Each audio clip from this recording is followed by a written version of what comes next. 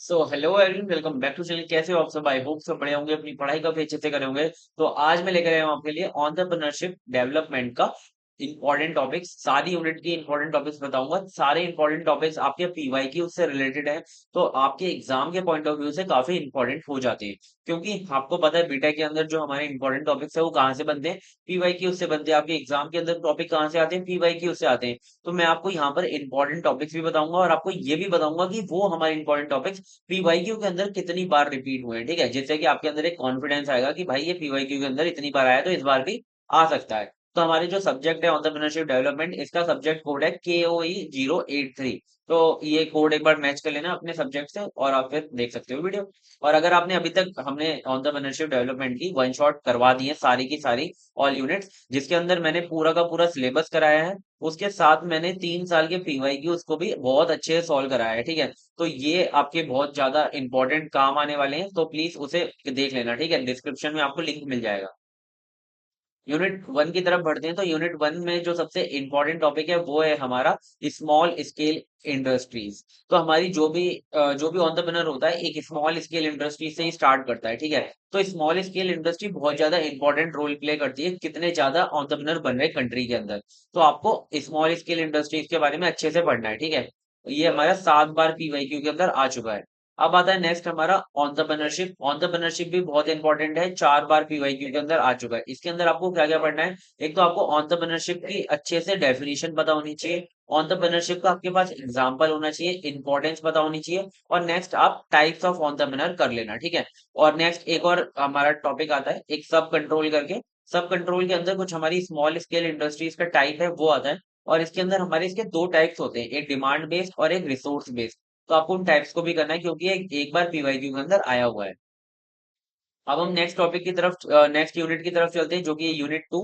इसके अंदर हमारी विएबिलिटी के ऊपर ज्यादा फोकस है कि हमारा जो पूरा हम प्रोजेक्ट सोच रहे हैं वो प्रैक्टिकली पॉसिबल है भी या नहीं। ठीक है, तो आपका एक्सेसमेंट ऑफ विएबिलिटी आपको 2 बार पीवाईक्यू के अंदर आया हुआ है। और फिर आता है हमारा फाइनेंसिंग। फाइनेंसिंग टॉपिक बहुत इंपॉर्टेंट है कि आप कहाँ से अपने प्रोजेक्ट के लिए फंड इकट्ठा करोगे। ठीक है, तो ये 3 बार पीवाईक्यू के अंदर आया, 2 बार 2 मार्क्स में आया था, एक बार 10 मार्क्स में आया था। ठीक है, नेक्स्ट आता है हमारा प्रिपरेशन ऑफ प्रोजेक्ट रिपोर्ट। ये हमारा सबसे इंपॉर्टेंट टॉपिक है। एक बार तो 2 बार आ गया था, मतलब कि एक ही पेपर के अंदर 2 बार रिपीट हो गया था। तो बहुत इंपॉर्टेंट है preparation of project report, please इसे कर लेना। ठीक है, नेक्स्ट आता है हमारा internal rate of return and net profit value. ये काफी इंपॉर्टेंट दोनों टॉपिक है और एक बार पीवाईक्यू के अंदर दोनों शॉर्ट नोट लिखने आया था इनके बारे में, तो प्लीज इन्हें कर लेना। मैंने ये सारे टॉपिक्स अपनी वन शॉट के अंदर कवर कराए हैं, तो प्लीज वहां से देख लेना आप। ठीक है, नेक्स्ट आता है हमारा यूनिट 3 जो कि है हमारा बैलेंस शीट के ऊपर बेस है। आपको बैलेंस शीट के बारे में बहुत अच्छे से पता होना चाहिए कि आपकी लाइबिलिटीज क्या होती हैं, आपकी असेट्स क्या होती हैं, आपका कैपिटल क्या होता है, ये आपको सब पता होना चाहिए। ठीक है, 4 बार पीवाईक्यू के अंदर आया हुआ है। नेक्स्ट आता है हमारा प्लानिंग एंड प्रोडक्शन कंट्रोल। ये हमारा 3 बार पीवाईक्यू के अंदर आया है, बहुत इंपॉर्टेंट टॉपिक है। ठीक है, किस तरीके से आप अपनी जो पूरा प्रोजेक्ट है उसकी प्लानिंग और प्रोडक्शन पे ध्यान देते हो। ठीक है, फिर आता है हमारा इकोनॉमिक विएबिलिटी कि आपके पास इतने पैसे हैं या फिर आप इतना प्रॉफिट जनरेट कर पाओगे कि आपका प्रोजेक्ट जो है वो प्रैक्टिकली पॉसिबल हो पाए। तो ये 4 बार हमारा पीवाईक्यू के अंदर आया है। नेक्स्ट आता है हमारा decision making and expected cost. 2 bar PYQ के अंदर आया है, ज्यादा इंपॉर्टेंट टॉपिक नहीं है, चाहो तो करना वरना मत करना। ठीक है, ये चारों मैंने टॉपिक आपको सब बता दिए। अब हम नेक्स्ट टॉपिक यूनिट की तरफ बढ़ते हैं जो कि हमारा यूनिट 4। इसके अंदर आपको फाइनेंशियल फंक्शंस पता होनी चाहिए कि फाइनेंशियल सेगमेंट के अंदर कौन कौन से फंक्शंस होते हैं जो कि आपको परफॉर्म करने पड़ते हैं अगर आपको अपने प्रोजेक्ट को एक अच्छा प्रोजेक्ट बनाना है। ठीक है, तो 2 बार पूछे गए थे और सारे फंक्शंस मैंने अपनी वन शॉट के अंदर कवर कराए हैं। कॉस्ट ऑफ कैपिटल क्या होता है? मतलब कि आप जब अपना प्रोजेक्ट रन कर रहे हो तो आपको मिनिमम कितना कैपिटल अर्न करना ही पड़ेगा अगर आपको अपने प्रोजेक्ट को चलाना है। ठीक है, ये 2 बार पीवाईक्यू के अंदर आया है। इसके सोर्सेज होते हैं कुछ, वो भी पढ़ने होते हैं। ठीक है, नेक्स्ट आता है रिस्क एनालिसिस, सबसे इंपॉर्टेंट टॉपिक है, प्लीज इसे कर लेना। ठीक है, इसके रिस्क एनालिसिस के बहुत सारे हमारे क्राइटेरिया वगैरह होते हैं, वो सब देख लेना। नेक्स्ट आता है हमारा कंट्रोल ऑफ फाइनेंशियल फ्लो। देखो इसके अंदर ना फाइनेंशियल स्टेटमेंट करके बहुत सारे स्टेटमेंट है। ठीक है, वो सारे के सारे फाइनेंशियल फ्लो के अंदर कवर हो जाएंगे, तो ये एक बार पीवाईक्यू के अंदर आया है और ये एक बार देख लेना। ठीक है, नेक्स्ट की तरफ मूव करते हैं, जो कि है यूनिट 5, लास्ट यूनिट है और सबसे इंपॉर्टेंट यूनिट है। इसके अंदर आपको बिजनेस ओनरशिप के बारे में पता होना चाहिए। काफी छोटी यूनिट है और मैंने बहुत अच्छे से कराई है, ठीक है। मतलब कि आपके जो बिजनेस की ओनरशिप है वो कितने टाइप्स की होती है, ठीक है। जैसे कि पार्टनरशिप हो गया, सोल एंटरप्रेन्योरशिप हो गई, ये सारे के सारे जो बिजनेस होते हैं वो कितने टाइप्स के होते हैं, उसके अंदर कौन कौन से उसकी इंपॉर्टेंस होती है और किस एंटरप्रेन्योर को कौन सा बिजनेस करना चाहिए वो भी, ठीक है। ये सारी चीजें आपको पता होनी चाहिए, 3 बार पीवाईक्यू के अंदर आया है। नेक्स्ट आता है आपको पार्टनरशिप लॉ, आपको पता होना चाहिए।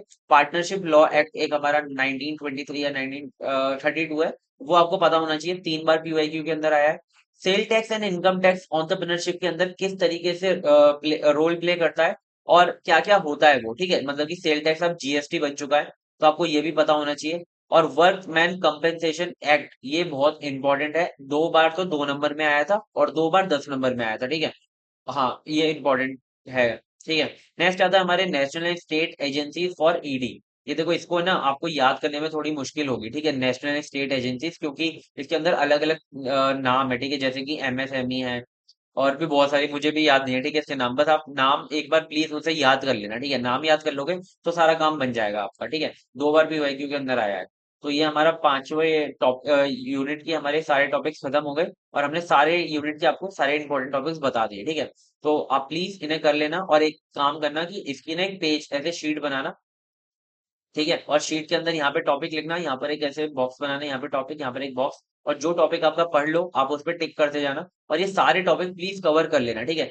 तो ठीक है, यहाँ तक यही मेरे को आपको सारी चीजें बतानी थी। एक बार वन शॉट प्लीज चेकआउट कर लेना, आपको डिस्क्रिप्शन में लिंक मिल जाएगा।